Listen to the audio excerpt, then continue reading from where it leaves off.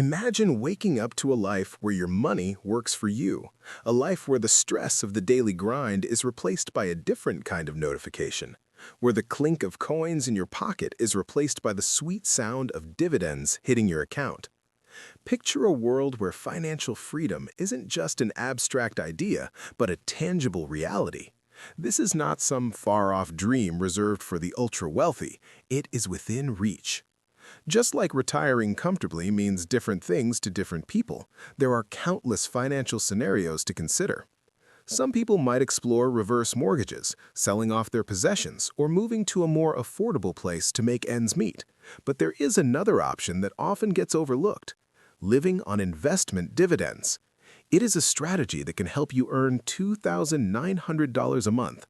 Stick around, because in this video, we are going to break down exactly how to get there using 3 fast, specific strategies. So what is the secret sauce for determining your ideal investment amount?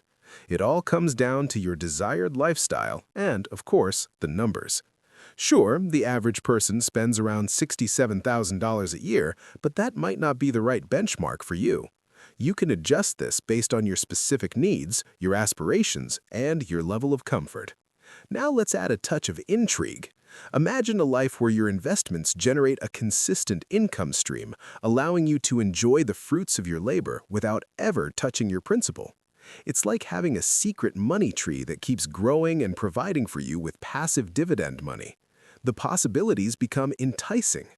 Remember, this journey is about finding the balance that aligns with your dreams. For this video, we're going to look at a case study. Let's call him John. We'll show you how John can hit the target of $2,900 a month or $35,000 a year. Before we get to the strategies, let's understand dividends and how they work. Imagine you're a part owner of a company by owning some of its stock. When that company makes a profit, they have choices on what to do with it. They can use the profit to grow the company or give it to their owners. In the case of publicly traded companies, the owners are the shareholders, like John. If a company decides to distribute some of its profit to shareholders, it is called a dividend. As a shareholder, John would receive a portion of that profit based on how many shares he owns. These can be given as cash through a digital deposit or reinvested into more shares. This brings us to dividend yield. This is a way to measure how much you're earning from dividends compared to the price of the stock. Generally, more established companies offer higher dividend yields than smaller, newer ones. To calculate it, it's quite simple. You take the annual dividends per share and divide it by the price per share. For example, if John's stock is priced at $100 per share and he receives $10 in dividends each year, his dividend yield would be 10%. Understanding yield helps John evaluate his investment. By investing in dividend-paying stocks, John has the potential to earn regular income without needing to sell his shares. This is the key: a steady stream of money while keeping the investment intact. Now let's dive into the first of 3 simple strategies to help John achieve that goal of $35,000 a year. Strategy number 1: covered call ETFs. One of the quickest paths to living off dividends is by investing in these unique funds. They offer investors the opportunity to earn income from both stock appreciation and dividend payments. But how does it work? The ETF invests in stocks, but it also writes call options on those same stocks. A call option gives the buyer the right to buy a stock at a specific price.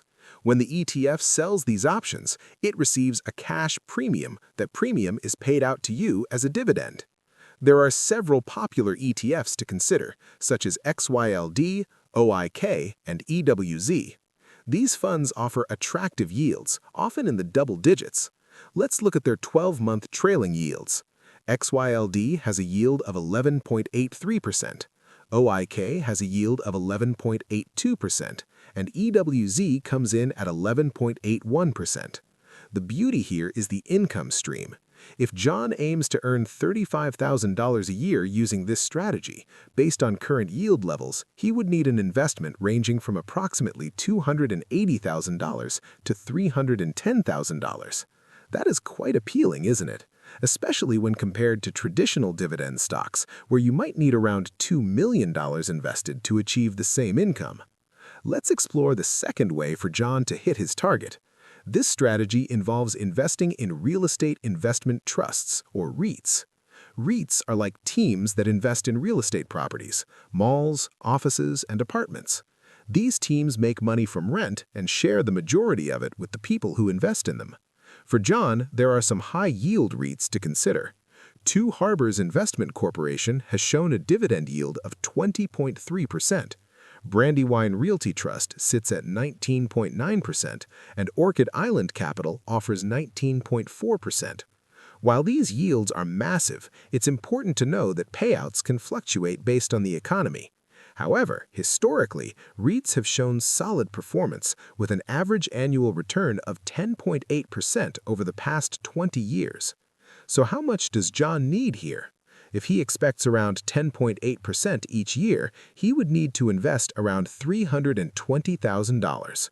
If he stays committed, saving and reinvesting, he could become financially independent in about 5 to 7 years.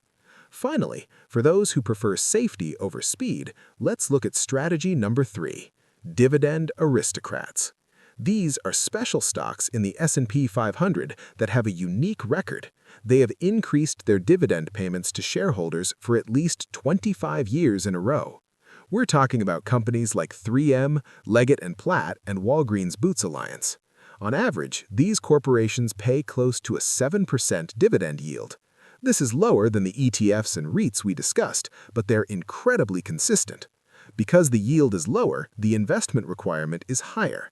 To meet his goal of $2,900 a month at a 7% yield, John has to invest $500,000 to be completely independent. Though it is a larger investment, it's still a fraction of what is required for traditional growth stocks. A good idea for John is to spread his investments across multiple aristocrats to reduce risk. Everyone's situation is different. John might find he can live happily with less, or he might need more. But whether he chooses covered call ETFs, real estate trusts, or the stability of aristocrats, the path is clear. Take a moment to picture your future. Visualize the kind of life you want to lead, and let the numbers guide you. This is not just about money, it's about making dividends your ticket to freedom.